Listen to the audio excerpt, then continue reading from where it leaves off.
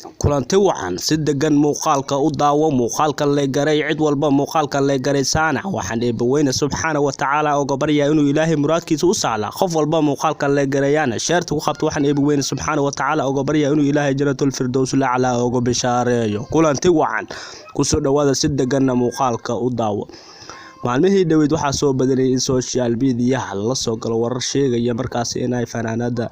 Saadiya Siman iyo saaxiibadeeda qaalidan isaga baxeen fanka waa warar haddana soo gaaray ee sheegay in ay fanka isaga baxaan inkastoo maalmihii la soo dhaafay dad aad u fara badan isaga baxeen sida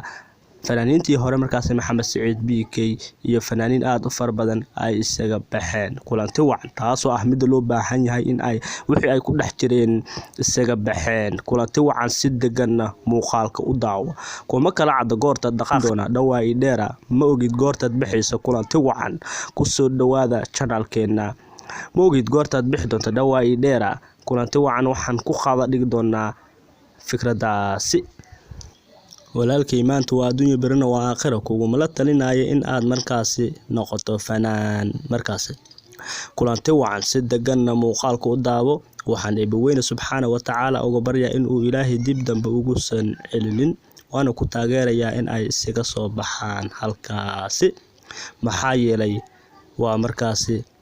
wax xun ay ku dhex jireen ilaahay ka reebo ummadda muslimiinta meel walba ay joogaan waa salaamaya halka aad nagala socotaan waa doonida maanta walaalkay waan ku soo dhaweynayaa channelkeena subscribe noo saar haddii aad tahay markii ugu horeysay aad na soo booqatay page-keena like la dhac waad ku mahadsantahay la socodka kulan dambe.